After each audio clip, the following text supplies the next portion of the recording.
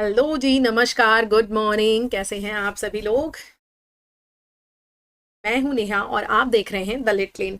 आज हम एलटी की सीरीज में ही बहुत ही ब्यूटीफुल पोम जो कि सिंबॉलिक है, बहुत ही ब्यूटीफुल इसका मीनिंग है, उसको कवर करने वाले हैं। और उसका नाम है क्रो एलाइट्स, ठीक है। Written by Ted Hughes. अब यहाँ पर आप पोएम को पढ़ोगे तो आपको एक लिटरल मीनिंग समझ में आएगा, जिसको पढ़कर आपको लगेगा कि ये क्या चीज़ है, क्रो कैसे इन सब चीज़ों को देख रहा है और क्या क्या बोल रहा है। ठीक, लेकिन जब आप इसके पीछे का जो रियल मीनिंग है उसको समझने की कोशिश करेंगे तो आप टेड ह्यूज का जो विजन है, जो उनका पैसिमिज्म है, जो वो कहना चाह रहे हैं एक्चुअली, उस चीज़ को आप अच्छे से समझ पाएंगे। तो इसको हम बहुत ही अच्छे से, बहुत ही ब्यूटीफुल तरीके से इसका एक्सप्लेनेशन देखने वाले हैं। तो वीडियो में पूरा लास्ट तक बने रहिएगा। यहाँ पर मैं आपको एक्सप्लेनेशन के साथ साथ लास्ट में फिगर ऑफ स्पीच वगैरह भी कवर कराने वाली हूँ। तो चलिए फटाफट से स्टार्ट कर लेते हैं। देखिए, ये हमारा पोम का टेक्स्ट है और यहाँ पर आपको जो पोम है ना, वो बहुत छोटी सी है, बहुत बड़ी नहीं है and very easy to understand है। तो आइए उसको स्टार्ट कर देते हैं। ये जो क्रो एलाइट्स है, पहले इसके बारे में समझते हैं। ये जो क्रो एलाइट्स है, ये जो क्रो कलेक्शन आया था उनका 1970 में उनका एक कलेक्शन आया था क्रो। उसी में ये क्या हुई थी, पब्लिश हुई थी, ठीक है। उसी में ये पब्लिश हुई थी, आई थी। तो ये बहुत ही जो है वो अच्छी पोम है। एंड अगर यहाँ पर बात करें तो the protagonist in the pome of the crow is the crow, यानी कि यहाँ पर जो आपको प्रोटैगनिस्ट दिख रहा है वो कौन है? ये क्रो ही है। इस क्रो एलाइट्स में ये क्रो ही है। एंड यहाँ पर कहा गया है कि ये जो क्रो है, इसका रोल क्या है? इसको एक सैटन के रोल में रखा गया है कि इसका रोल जो है वो काइंड ऑफ सैटन की तरह दिखाई देता है। एंड ये जो है कि क्या देखता है ये एक्चुअली पोएट के माध्यम से, मतलब इसके माध्यम से एक्चुअली पोएट ये देखना चाह रहे हैं कि यहाँ पर क्या है, किस तरह से हर चीज़ें बिल्कुल डेजोलेटेड हैं, वेस्ट लैंड ऑन अर्थ है। यहाँ पर ना ही कोई पर्पस दिखाई दे रहा है, ना कोई मीनिंग दिखाई दे रहा है। यहाँ पर सब कुछ बिल्कुल ही कैसी है, मीनिंगलेस है। यानी ये जो वर्ड है ना, ये एक बूंद नहीं बल्कि एक कर्ज की तरीके से इस क्रो को दिखाई दे रहा है। और इस क्रो को दिखाई दे रहा है मीन्स टेड ह्यूज ऐसा फील कर रहे हैं, टेड ह्यूज को ऐसा समझ में आ रहा है, ऐसा दिखाई दे रहा है, ठीक है। तो ये चीज आप समझेंगे कि किस तरह से इसको, इनको जो है किसकी भूमिका में रखा गया है। अब जो है हम अगर इसको पढ़ेंगे तो हमें ये चीज जो है बहुत अच्छे से समझ में आएगी। और इसको पढ़ने के बाद आपको ये भी समझ में आएगा कि ये जो पोम है ना, ये राइटर के पेसिमिज्म को दिखा रहा है कि कितना ज्यादा वो निराश है, कितना परेशान है। उनकी निराशावादिता को इसमें क्या किया गया है, प्रेजेंट किया गया है, ठीक है। तो चलिए स्टार्ट कर लेते हैं, लाइंस को इसकी देखना हम स्टार्ट करते हैं। तो crow saw the herded mountains steaming in the morning, यानी क्रो ने, अब आप नोट डाउन करते चलिएगा, मतलब अपने दिमाग में एक फिगर बनाते चलिएगा कि जो क्रो है वो एक्चुअली क्या क्या चीजें देख रहा है, ठीक है। ठीक है, चलिए आइए इसको देखते हैं। ठीक। तो क्रो जो है वो सबसे पहले क्या देखता है, माउंटेन्स देखता है, यानी बहुत ऊंचाई से जो है उसको यही सब दिखाई देता है। ठीक, माउंटेन्स देखता है। माउंटेन्स का मतलब उसको झुंड दिखाई देता है, बहुत सारे। ऊपर जो बैठा होता था उसको, जो उसका जो ऊपर बैठा है दूर, तो उसको क्या दिखाई दे रहा है, उसको सारी चीजें जो है बिल्कुल अ,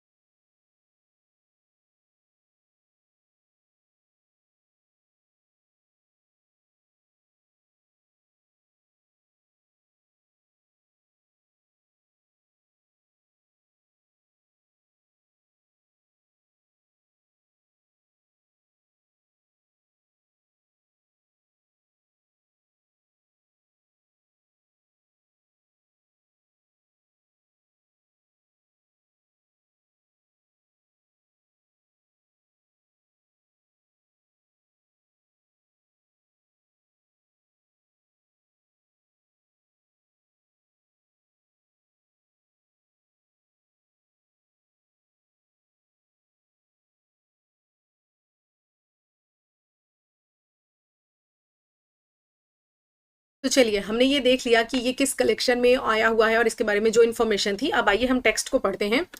तो crow saw the herded mountains steaming in the morning, यानी कि जो क्रो है वो बहुत ऊंचाई, कहीं अंतरिक्ष के पास कहीं बहुत ऊंचाई पर जो है वो बैठा हुआ है, और वहां से जब वो पृथ्वी को देख रहा है, नीचे देख रहा है, तो उसे क्या दिखाई दे रहा है? माउंटेन्स का झुंड दिखाई दे रहा है, हर्डेड माउंटेन्स दिखाई दे रहे हैं, जहां से क्या हो रहा है? एक धुंध सा उठ रहा है। यानी मॉर्निंग में, सुबह में जब ठंडी होती है, या जब आप बहुत ऊंची पहाड़ी पे चले जाओ, तो वहां से क्या है, चीजें आपको बहुत धुंधली धुंधली सी दिखाई देती हैं, बहुत भाप जैसी चीजें क्या होती हैं वहां पर दिखती हैं।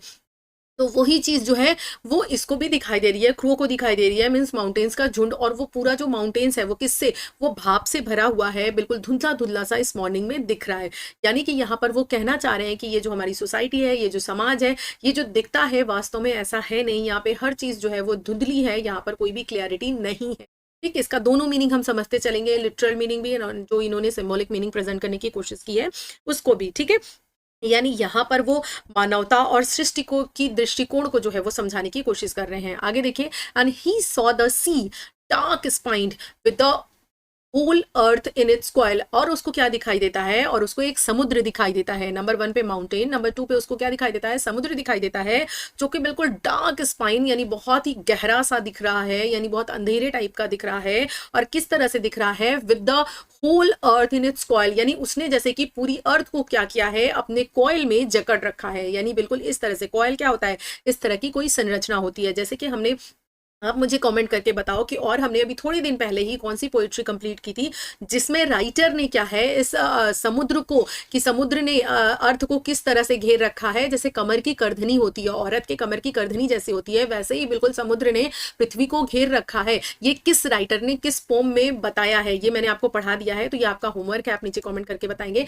तो देखिए, इस तरह से वहां कहा गया है, और इस पोम में आपसे कहा जा रहा है कि ये जो समुद्र ये जो दिखाई दे रहा है ना सागर, ये बिल्कुल अंधेरा सा, क्योंकि जब आप ऊपर से देखोगे, आप इमेजिन करो, इमेजिनेशन में चलो, इमेजिन करो कि क्रो बहुत ऊपर कहीं अंतरिक्ष में है, और वहां से देखेगा तो उसको लाइट तो दिखाई नहीं देगी, ऑब्वियसली अंधेरा दिखाई देगा, और पूरा पानी ही पानी दिख रहा है। तो ऐसा लग रहा है जैसे उस पानी ने पूरी पृथ्वी को क्या कर रखा है? बिल्कुल घेर रखा है, एक कॉइल की तरह है, और इसके अंदर ये जो हमारी अर्थ है, जो पृथ्वी है, यानी जो लैंड एरिया है, वो जो है वो दिखाई दे रहा है। ठीक है, और वैसे भी ऐसा है भी, आप अपनी अर्थ की पूरी जो अर्थ है उसकी संरचना देखो तो कैसे है, वहां पर आपको मैक्सिमम पार्ट पानी दिखाई देता है, यानी इधर भी आपके जो है पूरे सागर महासागर हैं, इधर भी सागर महासागर है, और यहाँ बीच में आपके जो है वो भी सागर महासागर है। आपका जो लैंड एरिया है, इधर आपका ऑस्ट्रेलिया है, इधर चाइना है, और इधर हमारा इंडिया वगैरह, ये सारी चीजें हैं। यहाँ पे जो है आपको वो कॉन्टिनेंट, इधर जो है आपका नॉर्थ अमेरिका, साउथ अमेरिका, तो पूरा आपका देखिए समुद्र हो गया, ये पूरा समुद्र हो गया, और आप इसको फोल्ड करो, गोलाई में देखो तो आपको चारों तरफ क्या है? समुद्र ही समुद्र दिखाई देगा, जैसे लगता है उसने लैंड को पूरा कॉइल की तरीके से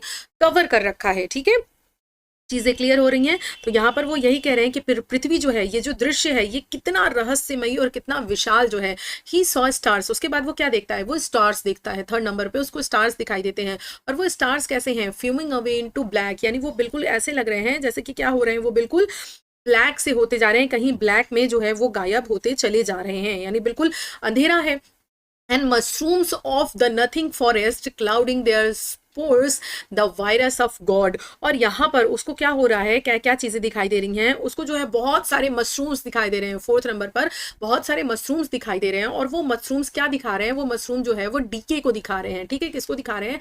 डीके को दिखा रहे हैं, कि पृथ्वी पर जो है, मतलब ये सिंबॉलिक है कि कितनी पृथ्वी पर जो भी चीजें हैं वो चीजें कितनी नश्वर हैं, कितनी बेकार है। देखने में भले ही वो चकाचौंध चमक अच्छी लगती है, लेकिन अंदर से क्या है? वो बिल्कुल सड़ी हुई सी बेकार है। जैसे जंगलों में बिना उगाए जाने पर जितनी ज्यादा गंदगी जहां पर होती है, उतनी ज्यादा वहां पर जंगली जो मशरूम्स हैं वो उगते हैं।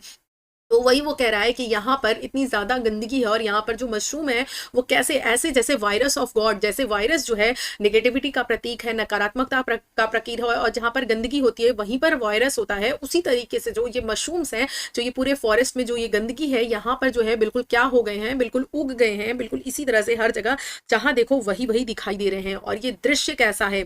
ये सब कुछ देखने के बाद, and he shivered with the horror of creation, यानी ये सब कुछ देखने के बाद वो जो कौवा है वो कैसा हो जाता है? बिल्कुल शिवेल्ड हो जाता है, बिल्कुल कांप जाता है डर से, इतना ज्यादा भय उसके अंदर हो जाता है। क्योंकि यहाँ पर क्या है, यहाँ पर ये जो हमारा वर्ड है, जो हमारा संसार है, ये हमें कैसा दिखाई देता है, ये हमें खूबसूरत दिखाई देता है। यहाँ पर आपको राइटर ने ये बताने की कोशिश की है कि ये जो हमारी दुनिया है, ये जो हमारा वर्ड है, ये जो संसार है, ये खूबसूरत तो है, यानी खूबसूरती इसमें जो चीज़ आपको दिख रही है, लेकिन रियल में अगर आप उसको अंदर से देखोगे, समझोगे, तो वहाँ पर हर चीज़ आपको बहुत ही भयानक, बहुत ही डरावनी सी दिखाई देगी। क्योंकि ये जो प्रकृति है ना, इसका भी जो है वो डरावना फेस इन्होंने दिखाया है। चाहे वो समुद्र हो, चाहे पहाड़ हो, चाहे ये सारी चीज़ें हैं, उसको उन्होंने क्या बताया है कि यहाँ पर क्या है, हर चीज़ जो है बिल्कुल डरावनी सी लगती है, यानी प्रकृति का भी तो प्रकोप होता है। तो वो चीज़ इन्होंने दिखाने की कोशिश की है। और ये सारी सीन्स को देखकर ये जो कौवा क्या होता है, ये बहुत ज़्यादा शिवल हो जाता है, बहुत ज़्यादा डर जाता है, डर से कांपने लगता है। And in the hallucination of the horror, और इस डर में, इस डर के हेलुसिनेशन में वो क्या करता है, वो और भी कुछ देखता है। सी ही सॉ दिस सूज। अब यहाँ पर जो चीज़ें आपको दिखाई दी थी ऊपर के स्टेंजा में, ये जो 4-5 चीज़ें दिखाई दी, जैसे कि माउंटेन्स दिखाई दिए, सी दिखाई दी, आपको स्टार्स दिखाई दिए, एंड मशरूम्स दिखाई दिए, ये जो 4 चीज़ें दिखाई दी, ये एक्चुअली नेचर का पार्ट है। यहाँ पर उन्होंने बताने की कोशिश की है कि नेचर भी जो है वो कैसी होती जा रही है, बहुत ही ज्यादा भयानक, गंदी। क्योंकि हम इतना ज्यादा यहाँ पर तबाही, गंदगी मचा कर रखे हुए हैं कि हर चीज क्या है, बिल्कुल गंदी और बेकार सी होती जा रही है। तो यहाँ पर इन्होंने नेचर को प्रेजेंट किया है। इसके आगे के जो लाइंस है उसमें वो आपको फिजिकल वर्ल्ड के दर्शन कराएंगे, फिजिकल चीजों के बारे में बताएंगे। जैसे यहाँ पर वो बोल रहे हैं कि उस क्रो ने क्या देखा, एक शू देखा, एक जूता देखा, जो कि कैसा है, नो सोल, उस जूते के पास सोल नहीं है, उस जूते में सोल नहीं है।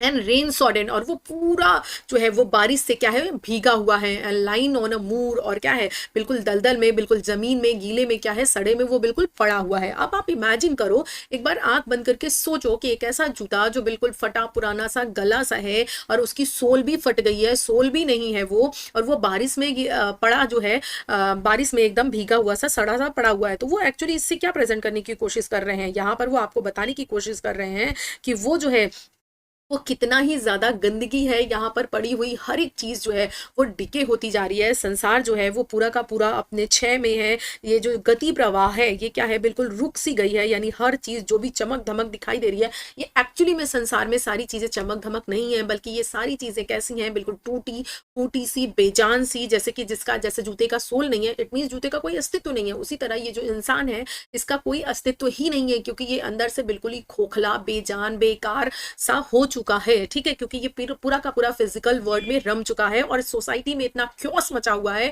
इतनी अराजकता है, इतनी सारी चीजें हैं कि चीजें बिल्कुल वैसी ही प्रेजेंट हो रही हैं जैसे कि एक शू विदाउट सोल। तो यहाँ पर ये दिखाने की कोशिश कर रहे हैं। आगे देखिए, कह रहे हैं and there was the garbage can. उसके बाद उसे शू के बाद क्या दिखाई देता है, एक गार्बेज कैन दिखाई देता है, यानी कूड़े का एक, आप कह सकते हो, डब्बा सा दिखाई देता है। और वो डब्बा कैसे है, बॉटम रस्टेड अवे, जिस डब्बे का, सपोज दैट ये आपका डब्बा है कूड़े का, एंड ये कूड़े का डब्बा जो है ये बिल्कुल ऐसे टूटा फूटा सा, छितरा सा, उसमें जंग लगी हुई है। इस तरह का डब्बा है कि उसमें आप कूड़ा रख ही नहीं सकते। आप कूड़ा रखोगे तो वो आर पार होकर जमीन पर यहाँ पड़ जाएगा, यानी कि ये भी बिल्कुल बेकार है, जिसका कोई मीनिंग नहीं है। कूड़ेदान तो है, लेकिन वो किसी यूज का नहीं है। तो वही वो बताने की कोशिश कर रहे हैं कि गार्बेज कैन उसने देखा, जो कि कैसा है, बिल्कुल टूटा फूटा सा है। और वो किस लिए है, अ प्लेइंग प्लेस फॉर विंड। ये जो कूड़ेदान है ना, इन अ वेस्ट ऑफ पडल्स, ये कूड़ेदान क्या है, अब ये सिर्फ हवा के खेलने की जगह बन चुकी है। क्योंकि ये टूटा फूटा है, तो ये कोई भी कूड़ा रखने के या कोई भी चीज के रखने के काम तो बिल्कुल भी नहीं आ सकता। क्योंकि जो भी चीज आप इसमें पुट करोगे, डालोगे, वो आकर जमीन पर भी अल्टीमेटली आएगी, और वो गंदगी ही फैलाएगी। क्योंकि वो इस बॉक्स में तो रह नहीं सकती, क्योंकि इस बॉक्स का नीचे का पार्ट आप देखो, बिल्कुल टूटा बिखरा सड़ा सा जंग लगा हुआ है। तो यहाँ से क्या हो सकती है, सिर्फ हवा पास हो सकती है। और आप इमेजिन करो, आप ऐसे कूड़ेदान के पास हो जहाँ पूरी गंदगी गंदगी छितरी हुई है, कूड़ेदान एकदम बिखरा सा है, उसमें आप जो भी डाल रहे हो नीचे गिर जा रहा है। तो वहां से जब हवा गो थ्रू हो रही है, हवा जा रही है, तो आप बताओ वो कैसी लगेगी। खुद इमेजिन करो वो हवा कैसी होगी, बहुत ही सड़ी सी, बदबूदार सी, गंदी सी हवा होगी, जो कि क्या है, बहुत ही ज्यादा एक गंदे एटमॉस्फेयर का आपको एहसास दिलाएगी। तो यहाँ पर आपके ऑथर यही कहना चाह रहे हैं कि यहाँ पर क्या है, चीजें बिल्कुल सड़ी हुई सी हैं इस अर्थ पे, यानी ये जो फिजिकल वर्ल्ड है हमारा, वहां से एक गंदी सी बदबू, लोगों की जो इच्छाओं की, जो उनकी फिजिकल चीजों को अचीव करने की, और इन सारी चीजों की जो इच्छाएं हैं वो कैसी हैं, बिल्कुल इसी तरह से क्या है, हर चीज को लेने की, पाने की, लालच की, हर चीज की क्या है, बिल्कुल इसी तरह से है जैसे कि वो गंदी सड़ी बदबूदार सी जो स्मेल है वो है। यानी यहाँ पर हर चीज कैसे अपहारिज और अप्रयुक्त सी महसूस हो रही है। यानी हर चीज यहाँ पर बिल्कुल ही कैसी, निर्जीव, बेकार, उसमें मतलब कोई लाइफ ही नहीं है, स्टिललेस, डिके उनका हो चुका है। यानी यहाँ पर ये बताना चाह रहे हैं कि ये जो जीवन है, जो देखने में लग तो रहा है कि हाँ ये जीवन है, लोगों की जिंदगी चल रही है, लोग जी रहे हैं, लेकिन एक्चुअली में वो जिंदगी को जी नहीं रहे हैं, बस एक मशीन की तरीके से सुबह उठना है, सुबह से शाम तक काम करना है और अपनी दिनचर्या को ऐसे ही रखना है, ऐसा उनका जीवन हो चुका है, बिल्कुल मशीनरी जीवन हो चुका है। यानी यहाँ पर उन्होंने जीवन प्रवाह बता रहे हैं कि जीवन प्रवाह बिल्कुल कैसा हो गया है, जीवन प्रवाह बिल्कुल रुक सा गया है, खत्म सा हो गया है। ऐसे लगता है जैसे अब कोई चीज़ रह ही नहीं गई है, हर चीज़ क्या है बिल्कुल हैरान परेशान कर देने वाली है। और ये पूरा दृश्य देखकर, चाहे वो नेचर का दृश्य है जो कि आपका क्रो देख रहा है, या फिर ये जो फिजिकल वर्ल्ड है, इस फिजिकल वर्ल्ड का जो भी चीज़ वो देख रहा है, उसको देखकर वो बेचारा बहुत ज़्यादा परेशान हैरान है। अब ये कौन है, ये क्रू क्या है, राइटर है। यानी यहाँ पर क्या है, वो सब कुछ मतलब क्या है, एक्चुअली यहाँ पर तो क्या मैंने बताया सैटर्न का रोल प्ले कर रहा है यहाँ पर जो आपका प्रो है, लेकिन इसके माध्यम से ये अपनी फीलिंग्स यही रख रहे हैं कि पूरी दुनिया जो है वो बिल्कुल बेजान बेकार सी, निर्जीव सी, टूटी फूटी बेकार सड़ी गली सी है। क्लियर हो गया। अब आगे देखिए वो क्या कह रहे हैं, देयर वॉज दिस कोट। आगे उसको क्या दिखता है, एक कोट दिखता है, कोट पहना जाने वाला यहाँ पर है। इन द डार्क कपबोर्ड, यानी एक अंधेरी सी अलमारी पड़ी हुई है, उस अंधेरी सी अलमारी में है। And in a silent room in the silent house, एक साइलेंट हाउस है, उस साइलेंट के अंदर एक साइलेंट सा रूम है, और उस साइलेंट से रूम के अंदर एक, इमेजिन करते रहो, मैं जो भी बोल रही हूँ आप इमेजिन करते रहो, फिर आपको देखो कि इसका जो रियल मीनिंग है वो कितना ब्यूटीफुल तरीके से समझ में आता है। एक अंधेरा सा कमरा है, एक अंधेरे से घर में एक अंधेरा सा कमरा है, और उस कमरे के अंदर एक अलमारी है जो कि क्या है, बिल्कुल अंधेरी सी है, डार्क है, क्योंकि वहां पर कोई रोशनी नहीं जल रही है, लाइट नहीं है, अंधेरा है, तो वो क्या है, बिल्कुल अंधेरी सी कपबोर्ड है, उसके अंदर एक कोट पड़ा हुआ है। ठीक, एक कोट दिखाई दे रहा है उनको।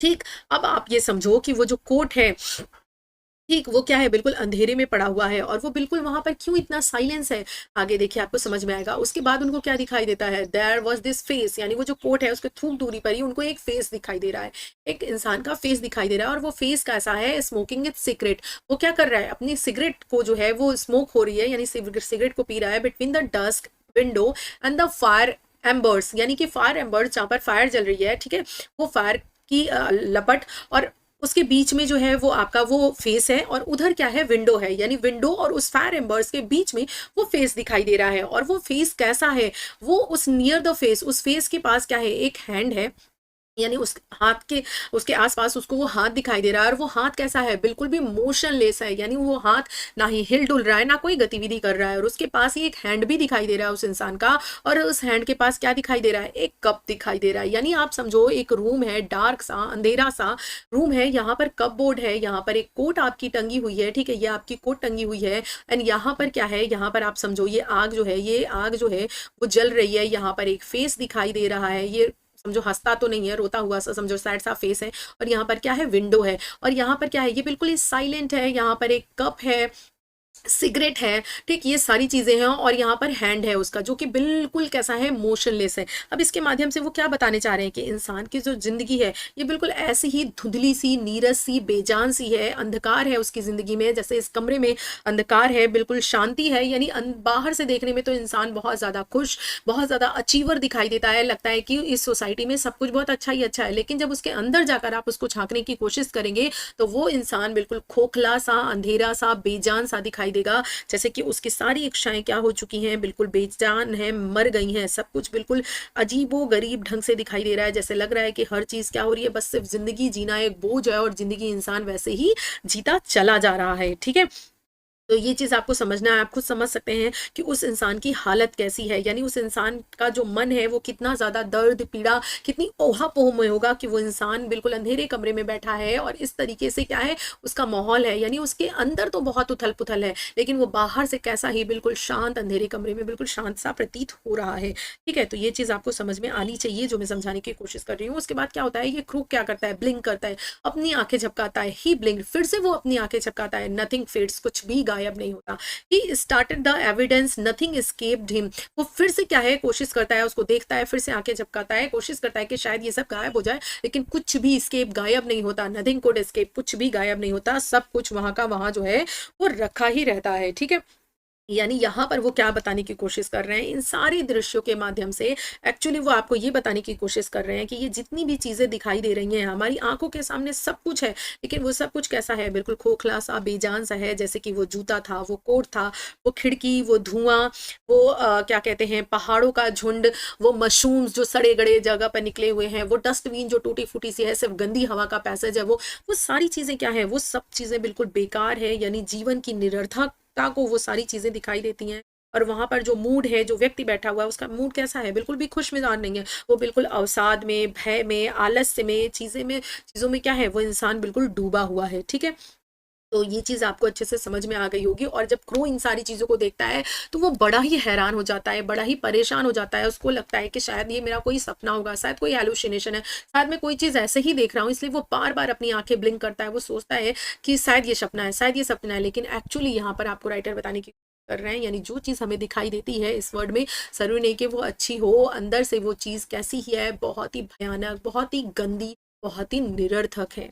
ठीक है, और कुछ भी गायब नहीं होने वाला, यानी ये सारी चीज़ें जो हैं ये ऐसी की ऐसी ही रहने वाली हैं। इन सारी चीज़ों का अस्तित्व ऐसा नहीं है कि बहुत जल्दी सब कुछ बदल जाएगा, चेंज हो जाएगा, ऐसा कुछ भी नहीं है। ये सारी चीज़ें जो हैं वो वैसी ही दिखाई देंगी, पर हर चीज़ बेजान, बेकार सी है।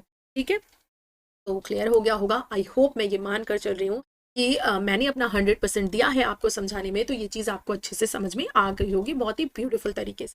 और अगर आपको एक्सप्लेनेशन पसंद आई तो प्लीज़ मेक श्योर कि आप मेरे लिए एक प्यारा सा कमेंट छोड़ दें, लाइक कर दें, चैनल को सब्सक्राइब कर दें। ट्रस्ट मी, इट्स मतलब ये मेरे लिए बहुत ज़्यादा बेनिफिशियल होगा, क्योंकि मैं जो चाहती हूँ कि हर एक उस बच्चे तक इस चैनल की रीच पहुँच जाए जो बच्चा एबल नहीं है कि चीज़ों को पे कर पाए, वो सारा स्टडी मटेरियल फ्री में पा जाए। तो अगर आप सोसाइटी के लिए कुछ भी बेहतर करना चाहते हैं तो ज़रूरी नहीं कि आप सोचो कि आपके पास लाखों करोड़ों रुपए हो तभी आप बेहतर कर सकते हो। छोटी छोटी चीज़ों से, जो चीज़ें आपके पास हैं उन्हीं चीज़ों से आप बेहतर करने की कोशिश करो। जैसे कि मेरे पास थोड़ा सा जो भी थोड़ा बहुत नॉलेज है उसको आपके साथ शेयर कर रही हूँ, ताकि मैं आपको चीज़ें प्रोवाइड करा सकूँ। तो इस तरह से मैं कर रही हूँ, उसी तरह से आप अगर कर सको तो कोई बाउंडेशन नहीं। अगर आपको लगता है कि मेरी बातों में सच्चाई है, आपको माननी चाहिए, तो आप कर सकते हो। ताकि अगर, क्यों इसलिए कहती हूँ, क्योंकि आप लाइक करोगे ना तो इसकी रीच बढ़ेगी, लोगों तक ये चीज़ें जाएंगी, पहुंचेंगी और लोग इसको देख पाएंगे। ठीक है, तो उससे क्या होगा, हमारी फैमिली भी बढ़ती जाएगी और धीरे धीरे मैं आपके लिए बहुत सारी चीज़ें यहाँ पर प्रोवाइड करती चलूंगी। ठीक है, तो थैंक यू सो मच अगर आपने कर दिया है तो। एंड मुझे पता है आप लोग इतने कंजूस नहीं हो। वैसे भी इस चैनल पे आप लोग लिटरली, सच में, मतलब दिल पे हाथ रखकर मैं कह रही हूँ, उम्मीद से ज़्यादा आप लोगों ने मुझे प्यार दिया है, सराहा है, बहुत बहुत बहुत अप्रिशिएट किया है। So much. तो चलिए अब हम इसके फिगर ऑफ स्पीच को देख लेते हैं। तो सबसे पहले हमको जो सबसे इंपॉर्टेंट फिगर ऑफ स्पीच दिखती है वो है मेटाफर दिखता है। क्योंकि जो ये क्रो है, ठीक, ये क्या है, ये एक्चुअली पावरफुल मेटाफर के रूप में दिखाई दे रहा है कि ये क्रो एक जस्ट बर्ड नहीं है। ये क्या है, ये एक्चुअली एक ऐसी क्रिएशन को दिखा रहा है, ये सिंबलाइज कर रहा है कि नेचर हमारा कैसा है, किस तरह से क्योस फैला हुआ है, किस तरह से हर चीज़ ब्रूटल है, यानी हर चीज़ निरर्थक, बेकार, बेजान, सड़ी हुई सी, भद्दी सी, भयावह है, उसको प्रेजेंट करने की कोशिश कर रहा है। तो यहाँ पर क्या है, ये कौन सा फिगर ऑफ स्पीच है, metaphor figure of speech use हो रहा है। ठीक है, टेरिफाइंग पर्सपेक्टिव जो है स्क्रो के माध्यम से दिखाने की कोशिश की गई है। नेक्स्ट लाइन जो है, the herded mountain steaming and the sea dark spine, यहाँ पर जो आपको दिख रहा है ये भी क्या है, ये भी ऑल्सो मेटाफर है कि ये जो माउंटेन है, ये सी है, ये कैसे, ये depicted as a living being की तरह दिखाई दे रहे हैं। अब ये जो आपने देखा था सी है, इसने अर्थ को कैसे कोयल कर रखा है, जैसे कि ये पूरा एकदम घेर रखा हो चारों तरफ। तो ये घेरने की प्रकृति जो है, या अपनी बाहों में कस लेने की, या कमर करदनी जैसे, या कुछ भी ऐसे करने की जो प्रवृत्ति होती है वो ह्यूमन बींग की होती है। तो यहाँ पर क्या आपको ह्यूमन क्रिएचर की तरह ये सारी चीजें दिखाई गई हैं।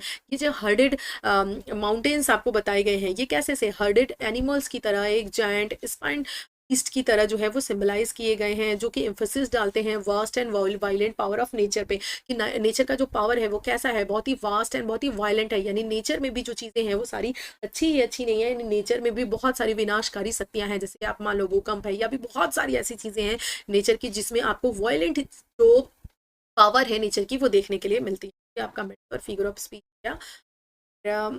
ये जो है आपका, ये आपका सिंबलिज्म है।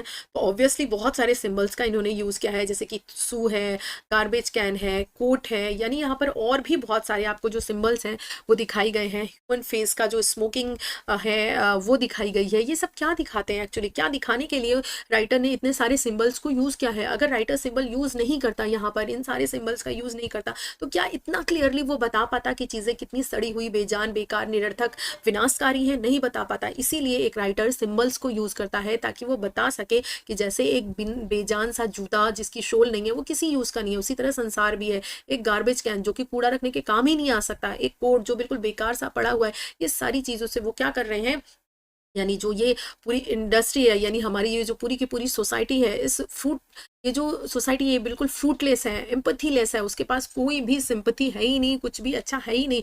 हर इंसान सिर्फ और सिर्फ एक मशीनरी की तरह चीज़ों को, जीवन को जीने में लगा हुआ है। तो डीके को बताने के लिए, अर्बन लाइफ को, मॉडर्नाइजेशन को दिखाने के लिए उन्होंने, जो सोसाइटी का क्योस है उसको दिखाने के लिए उन्होंने इन सारे सिंबल्स का यूज़ किया है। और यहाँ पर ब्रूटल ग्रैंड्योर ऑफ नेचर को भी उन्होंने नेचर की सिंबल्स को यूज़ करके प्रेजेंट की है बताने के लिए। और ये जो ह्यूमन फेस आया है ये दिखाना चाहता है कि इंसान बाहर से भले ही बहुत सारे फोटोजेनिक फेस में फोटो खिंचाए, बहुत सारी पार्टीज में जाए, हर जगह जाए, लेकिन एक्चुअली वो है कैसा?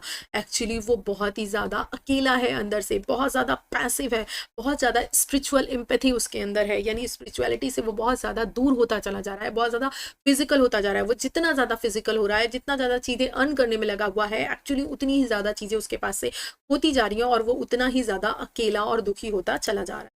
नेक्स्ट देखिए, जक्सापोजिशन आपको दिखता है, a literary technique that place two different ideas या images side by side to create a strong contrast. यानी कि कोई भी दो कंप्लीटली डिफरेंट चीज, डिफरेंट आइडिया हो सकती है या डिफरेंट आइडिया इमेज हो सकती है, उनको क्या है साइड बाय साइड रखा जाता है एक कंट्रास्ट प्रेजेंट करने के लिए। जैसे कि यहाँ पर आपको देखिए, poets greatest impact comes from the juxtaposition between the cosmic and terrifying creature, जैसे herded mountain and fuming stars. And ये सब क्या है? ये सारी चीज़ें कैसी हैं? कॉस्मिक चीज़ें हैं, यानी कि ये सारी चीज़ें फिजिकल चीज़ें, यानी कि आपको इंसानों की चीज़ें नहीं दिखाई देती हैं, ठीक। और उधर ही दूसरी चीज़ उसने ऑर्डिनरी चीज़ें आपके लिए रख दी हैं, जैसे कि शू रख दिया है, गार्बेज कैन रख दिया है, मोशनलेस हैंड रखा है। तो दो बिल्कुल ही डिफरेंट चीज़ें ना, कहाँ हमारे क्लाइमेट की चीज़ें, स्टार हो गया, माउंटेन हो गया, कहाँ वो सारी चीज़ें, और कहाँ जूता, गार्बेज कैन, हैंड, ये तो दो बिल्कुल ही अलग चीजों को रखकर क्या चीज कंट्रास्ट दिखाने की कोशिश आपको की गई है, इसको क्या बोलते हैं?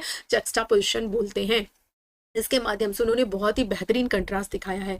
And this contrast emphasise that the true horror for Crow is found in the, अब यहाँ पर क्या है, ये जो आपका ह्यूमन वर्ड है, ठीक, and not in the vastness of the universe. यानी यहाँ पर क्या है, यहाँ पर उस क्रो को इतनी भयानक, इन दोनों चीज़ों से, ये दो चीज़ें उन्होंने जो यूनिवर्स की चीज़ों और ये जो ह्यूमन की चीज़ें दिखाई हैं, इससे ऐसा कंट्रास्ट प्रेजेंट किया है कि ये जो क्रो है वो बिल्कुल शिवर्ड हो जाता है, बहुत ज़्यादा डर जाता है, डर से बिल्कुल कांपने लगता है। तो ये चीज़ प्रेजेंट करने की उन्होंने बहुत ही बेहतरीन कोशिश की है, जो कि वो प्रेजेंट भी कर पाए हैं। तो thank you so very much कि आपने लास्ट तक वीडियो को देखा है। एंड वीडियो को आपने लास्ट तक देखा है तो मैं ऐसा मानकर चल रही हूँ कि मैं इस टेक्स्ट के साथ और आपके साथ जस्टिफिकेशन कर पाई होंगी। मैंने आपका जितना भी समय लिया है उस समय का एक एक क्षण आपको उसूल कर दे दिया है। यही मेरी उपलब्धि है। अगर मैं आपको पसंद आ रही हूँ, मेरा एक्सप्लेनेशन पसंद आ रहा है, तो मैं समझ रही हूँ कि हाँ मैंने आपके दिल में जगह बनाई है। तो थैंक यू। अगर आपको चीज़ अगले वीडियो में मिलूंगी with smile faces. Thank you so much कि बस अपनी ज़िंदगी में खुश रहिए, एक मीनिंग फाइंड करिए और लग जाइए काम करने में। आलस्य से कुछ भी नहीं होने।